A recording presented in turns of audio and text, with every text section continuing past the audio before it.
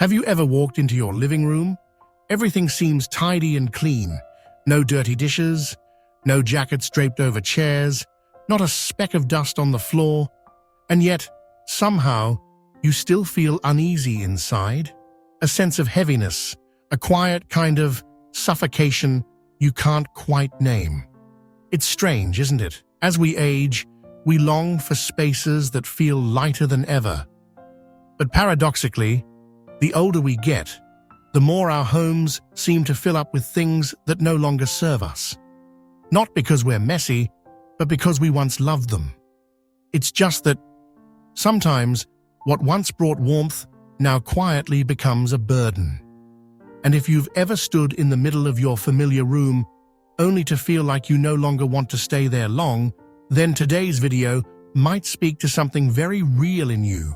Because after 60, decor is no longer just decoration. Some items start collecting more than just dust.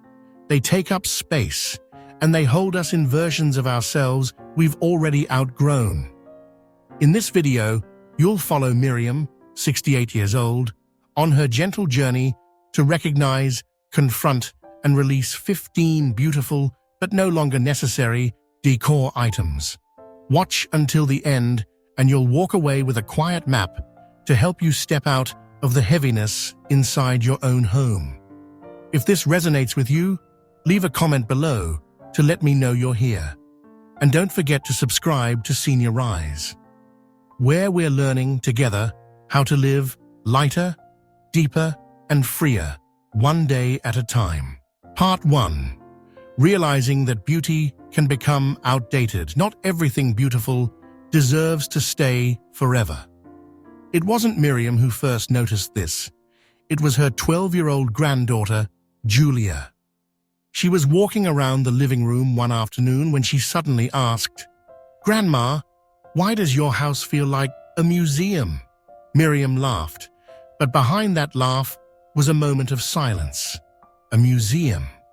That's where people display things that are from the past, no longer used, no longer alive. And that innocent question lit the first spark in a journey Miriam never thought she'd take, especially after turning 60. Decor Item 1. The display cabinet.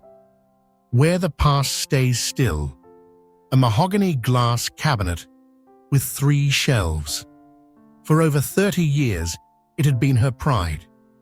Inside were tiny keepsakes, porcelain swans, crystal bells from old trips, silver souvenir spoons from county fairs. Years ago, she used to dust them carefully, piece by piece. But lately, she couldn't remember the last time she even opened the cabinet. Somehow, it had become invisible, even to her. One afternoon, while bending down to pick up a piece of paper that had fallen beside it, the light caught a thick layer of dust under a figurine, and a quiet thought crossed her mind. If I left this house tomorrow, who would ever dust these things again? She didn't feel sadness. Instead, she felt a little lighter. Not because the item had lost its beauty, but because it no longer belonged to the life she was living now.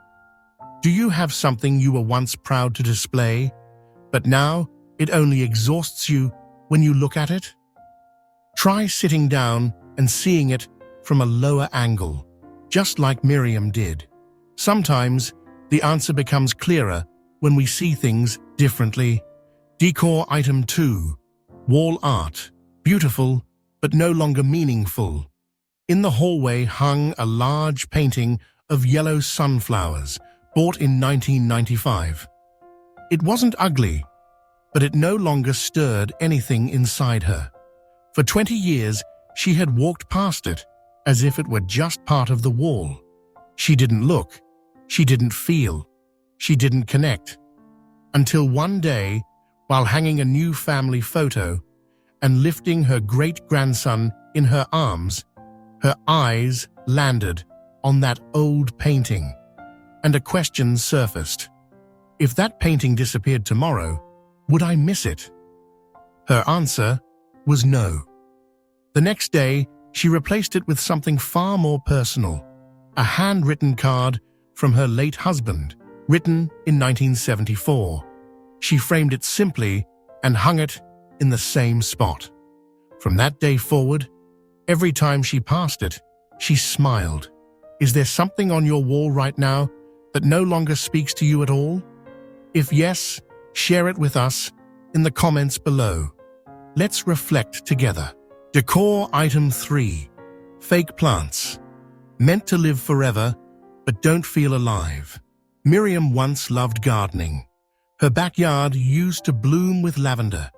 But after a knee injury, she replaced all her real plants with fake ones. Easier to manage. No watering, no bending down. One day, while vacuuming beneath a shelf, she noticed a dusty faux fern tucked in the hallway corner. Its color had faded. Its leaves were bent. And for the first time, she didn't see a plant. She saw stillness. Not peace, not beauty, just the silence of something pretending to be alive. That weekend, she bought a real snake plant. It only needed water twice a month, but each time she saw it, she felt more alive herself. Do you have a plant in your home that no longer brings the room to life?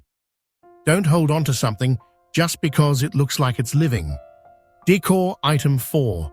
The lamp that's never turned on. Her vanity stood an old ceramic lamp with a lace-covered shade, a wedding gift from her aunt. It hadn't been plugged in for years. The shade had yellowed. The cord sparked from time to time. Every time she cleaned, she would dust it, straighten it, adjust the angle. But it hadn't been switched on, not even once, in over 5 years. Then one night during a blackout, she reached for her phone flashlight and glanced at the lamp. And she thought, if I need light, why am I holding on to something that can't shine anymore? A week later, she packed the old lamp away. She replaced it with a small, cordless LED lamp. Soft, warm, practical. No guilt, just comfort. Decor item 5. The tablecloth. A layer from the past. On her dining table was a delicate white lace tablecloth she had used for 20 years. She didn't remember how many times she had washed it, only that every time something spilled, she had to take it off, clean it, dry it, iron it, even though the table was usually bare. One afternoon, her granddaughter spilled orange juice. The fabric soaked it up quickly, and the liquid reached the wood underneath. Miriam didn't panic. She didn't scold. She just sat quietly and thought, this is too much work for something I barely need. That evening, she folded the tablecloth and tucked it away. She didn't replace it. She simply left the table bare and softly said, strange how the table looks cleaner and my heart feels lighter without it. Is there something you've kept around just because it's always been there? Try putting it away for a day. The feeling you get afterward might tell you whether it still belongs. Before we continue to part 2, if you're still watching at this point, thank you, truly. Where are you watching from, and what time is it right now? Drop us a quick hello in the comments, because these little check-ins don't just encourage our seniorized team. They help you find kindred spirits on the same journey. And yes, we read every single comment. Part 2. Facing the invisible burden, the decorative pieces that silently exhaust you and no longer serve you. After taking down the tablecloth, Mrs. Miriam sat and looked at the room, bathed in the late afternoon light. No more lace, no more yellow lamp, no more plastic flowers. For the first time in many years, her home felt quiet. But in that stillness, something else emerged. She began to hear the things that had been silently whispering to her every day. Things she had never paid attention to before. Decor item number 6. Decorative pillows from comfort to clutter. She had 2 armchairs, one sofa, and a total of 12 pillows, one hand-embroidered, one with lace. Some were gifts, and a few she bought on sale because they were too cute to pass up. One evening, after cooking, she wanted to sit down and rest. But before she could sit, she had to spend more than a minute moving pillows out of the way. And when her back finally touched the cushion, it wasn't comfort that washed over her. It was a sigh. In that moment, she looked around. Why do I have to clean up just to rest in my own home? The next day, she kept only 3 pillows. One soft enough for a nap. One embroidered with her name, a gift from her daughter, and one small lumbar pillow she used while reading. The rest, she donated to people who truly needed them. Is there something in your home that once made you feel warm, but now drains your time and energy? Ask yourself, are you caring for that item? Or is it quietly draining you every day? Decor item number 7, picture frames. When the past takes over your walls. The wall opposite her dining table used to be playfully called the family pride corner. Nearly 30 framed photos, wedding shots, kids, grandkids, even friends from 1976. Some faces, she could no longer remember the names, but no one stopped to look anymore. It had become just a wall of faces looking back at her, without stories, without meaning. One morning, while dusting the frames, she paused, cloth in hand, eyes fixed on a photo of a man she barely remembered, someone she once met on a seniors group trip, and she chuckled softly. I've kept this picture my whole life, but I've never told anyone about him. That afternoon, she chose just 5 meaningful photos. Her wedding picture, a Christmas family photo from 1999, a shot of her holding her newborn great-grandson, and 2 everyday snapshots full of laughter. The rest of the wall, she left it blank. Decor item 8, fake flowers. When beauty becomes fatigue, one of the flower vases on her dining table held silk roses, bought at a fair in 2005. Once a soft pink, now faded yellow. Petals bent, a fine layer of dust, like ash.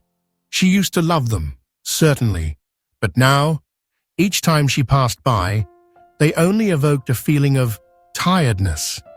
That week, she went to a local grocery store and bought a small bundle of fresh lavender. Not expensive, not fancy. She placed them in an old glass jar, set it at the center of the table, and that was enough. Each time she walked by, the soft scent made her pause and feel peace. Do you have a decorative item in your home that looks nice, but no longer invites you to come close?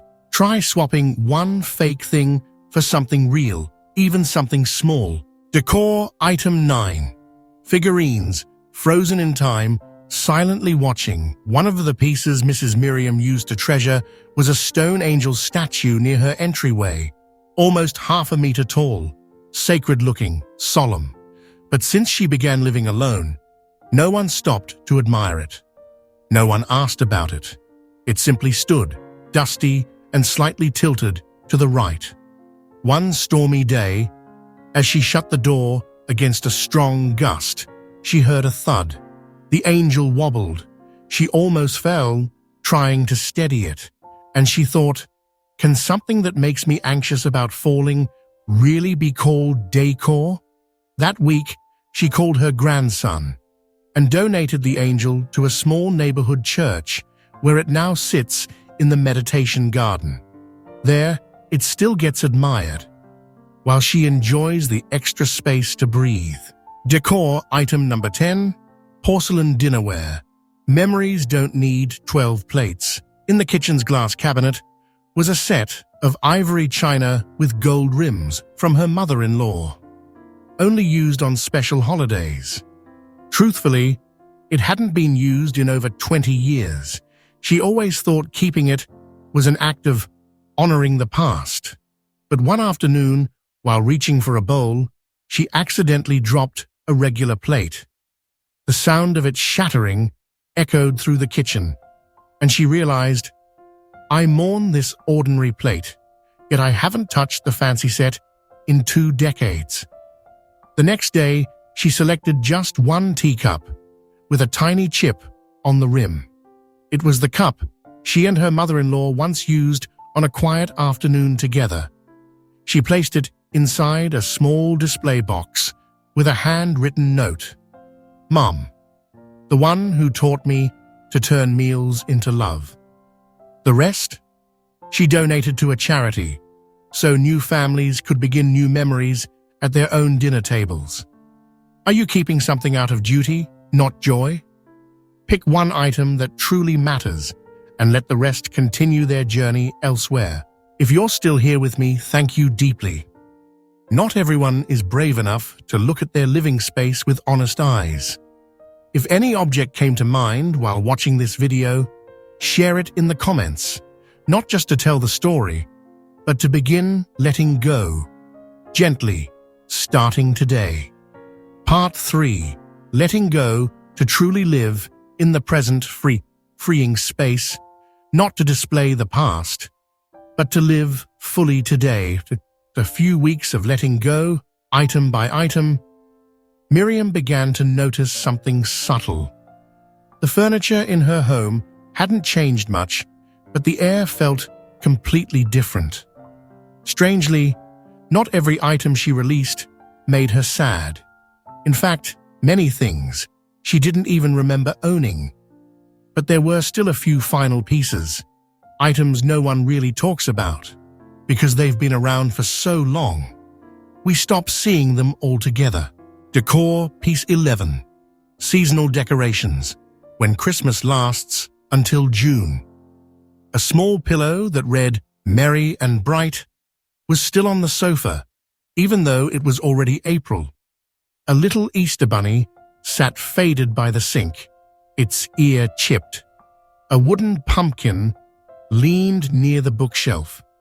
No one remembered which Halloween it came from. She used to think, a little leftover joy doesn't hurt. But one day, a friend stopped by and joked, "Are you celebrating every holiday all year round?" They both laughed, but later that day, Miriam looked around again. It was true, when every season is present, none of them feels special anymore. So she brought out a large box and labeled it Seasonal Joy Box. She kept just 2 to 3 decorations for each season, packed them neatly, and brought them out only when the time felt right, treating it as a soft ritual of welcome and goodbye. Is there a once fun item in your home that's now clouding your present? When every celebration is kept on display, we no longer feel the magic of any. Decor, Piece 12. Heavy curtains. When light gets trapped behind fabric, Miriam had once been proud of her deep burgundy curtains with tassels and thick pleats, custom made in 1998. Whenever she drew them, the room darkened slightly. Cozy, she used to call it. But one gloomy winter morning, as she sat reading the paper, her eyes felt strained. Turning on a lamp didn't help much. On a whim, she pulled the curtain open, just a few inches. Light spilled in. Not much, but enough to make her blink and smile. That day, she took down the heavy drapes and replaced them with beige linen ones. Nothing fancy, nothing bold, just soft, breathable fabric that let the day in. Where does your light come from? Lamps or the sun hidden behind a curtain of old memories? Sometimes, opening the drapes is all it takes to brighten your mood. Decor, Piece 13. Elegant dining sets, waiting for guests who don't come. A polished oak table with 6 chairs, a linen runner, and a large flower vase. It had once been the centerpiece of every family gathering, but for the last 3 years, Miriam ate all her meals in the kitchen nook, by a small round table next to the window where the light was soft and warm. One afternoon, while dusting the big dining table, she paused and asked herself, "Who am I keeping this for?" She didn't feel sad, just aware that it was time to rearrange her home for the life she was living now, not for parties that no longer happened. A few weeks later, she donated the large table to a local family shelter. In its place, she brought in a small set, perfect for tea, crossword puzzles, and watching the sunlight change through the day. Decor piece 14. Outdated wall hangings. When style starts to feel like conflict. There was a bold, boho-style tapestry her daughter once bought from a local boutique. Bright colors, intricate patterns. At the time, it was trendy. But now, every time Miriam looked at it, she felt torn, caught between who she was then and who she was now. She had hesitated to take it down. "It's a gift from my daughter," she thought. Then one day, her daughter visited, quietly unhooked it, and said, "Now I'm giving you a blank wall, so you can hang whatever brings you peace."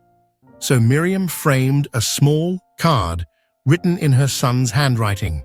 It read, "I'm always here, even if you live alone." Decor piece 15. Oversized decorative mirrors, reflecting more than just you. A large brass-framed mirror took up nearly half the living room wall, hung there since Miriam's husband was still alive. Back then, the mirror symbolized elegance and made the space look bigger.